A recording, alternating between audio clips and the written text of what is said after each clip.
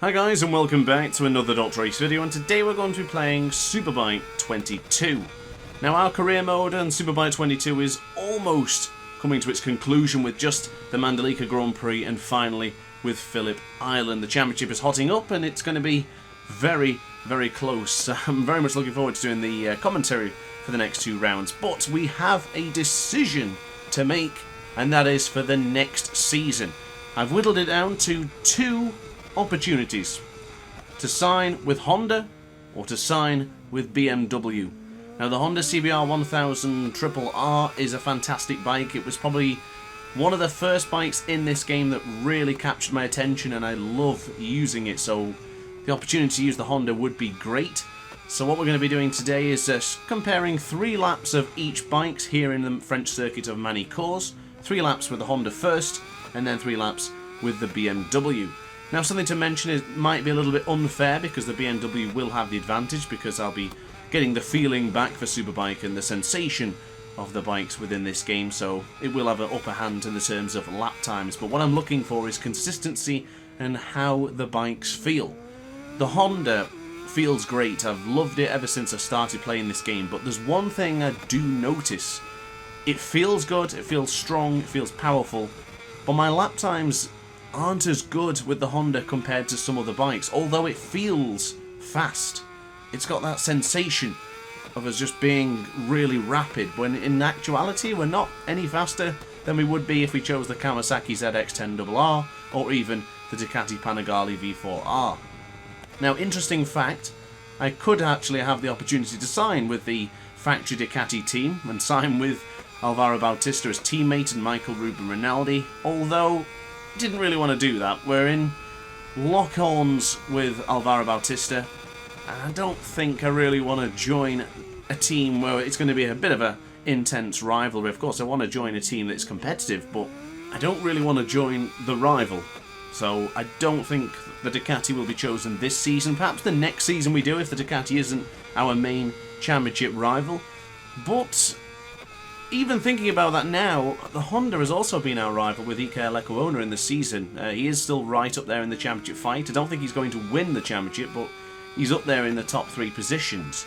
So it's almost a strange decision to go for the Honda. But now the BMW, of course, on the other hand, a bit of a neutral decision. So why not consider the BMW as well? But for now, liking the Honda, it feels really good. Round here in the circuits of Manicours, I feel like I'm still getting used to Superbike 22 again.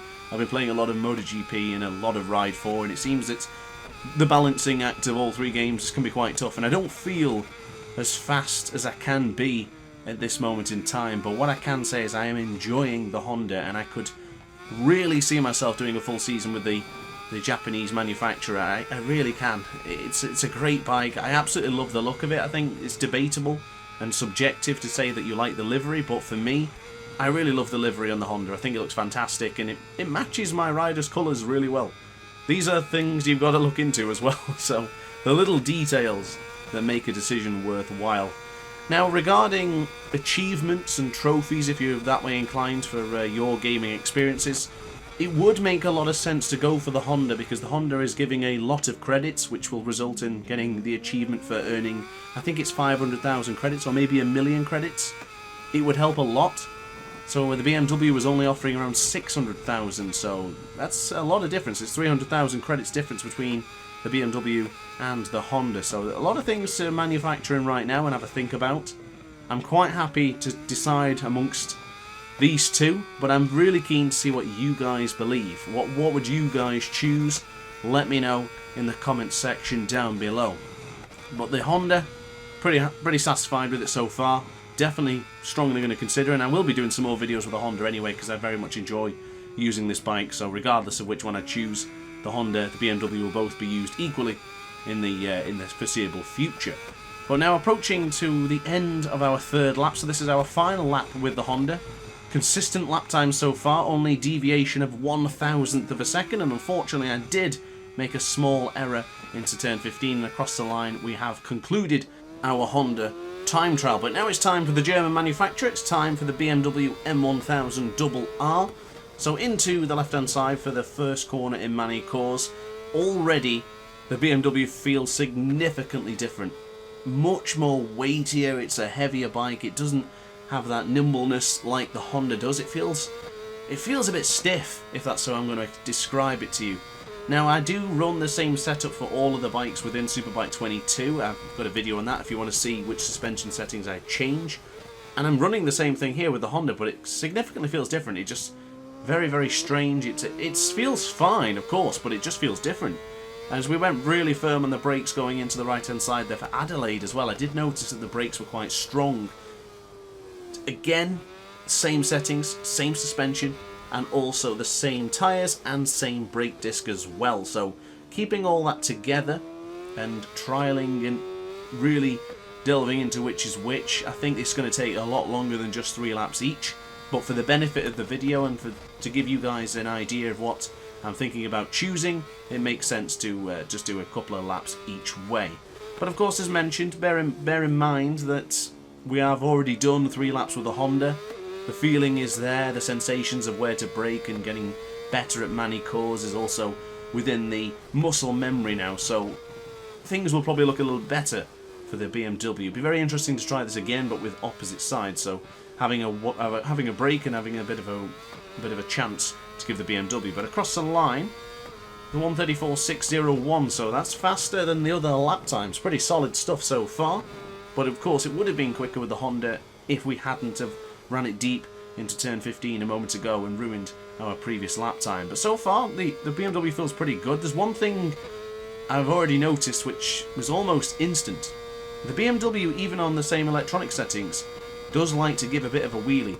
So there's obviously a lot of power within the M1000RR, but still, that could go against me. I may need to consider increasing the anti-wheelie, which will result in a little bit of a slower exit speed. So we've got to think about these things, and are those the challenges we want for the next season? I kind of want a challenge, you know. I'm always happy to have a challenge, and the AI in Superbike 22 certainly offers a challenge, but it also offers sometimes even more of a challenge.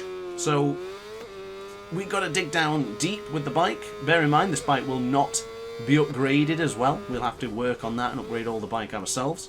And of course, we'll be battling with a very difficult AI and difficult to manufacture if the anti-wheelie thing is going to become an issue. But so far, making good ground here.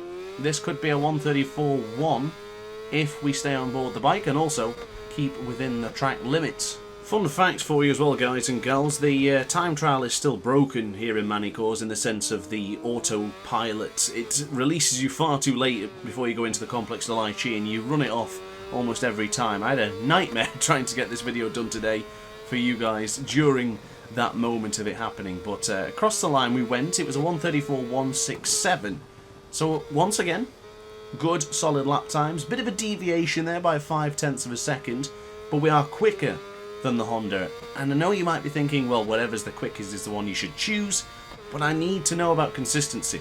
If we can do a one-lap wonder with the BMW but absolutely nail consistent pace with the Honda, then you do have to consider the Honda option. It's just a matter of preference though. For me, I would rather have a consistent bike rather than an inconsistent one that can give me almost world record lap times but can only do it once in a blue moon. It's very important that we balance this and find out which bike I want to use. And also, which bike do you want me to use? That's very important as well. Which bikes would you guys want to see? Would you want to see me on the Honda? Or do you want to see me with the BMW? Now, I am biased to BMW, of course, because I've been working with them this year, even at the NEC in Birmingham for Motorcycle Live, and it would be rather fitting, but I'm not going to let that cloud my judgment. I do really want to choose either bike, which will be beneficial, and MotoGP bike as well is still yet to decide. So if you're interested in what I'm going to be deciding for both, then let me know in the comment section down below, and I'll be certainly revealing all of that very, very soon. But breaking into the final corner, or the penultimate corner right before the chicane, little bit of a mistake there into the final corner, and now into the left hand side. Oh, a bit eager on the acceleration as well. But that is it with the BMW. Now let's have a look at the both lap times so we can get a good indication of which one we should choose. And as you can see, it's neck and neck. The lap times are significantly close. They're all very, very tight. From the lap times with the Honda and from the lap times with the BMW, this is going to take a bit more than just one video to decide, I think. So leave it with me. Let me know in the comment section down below what you want to see next, and also let me know which bike you think I've chosen, and I'll see you in the next video, which is coming very, very soon. Thanks for watching, guys. Like, comment, and subscribe, and ciao for now.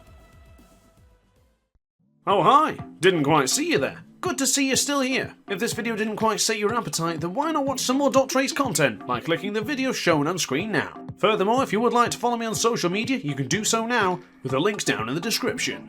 Consider subscribing so you don't miss a single DrAce video.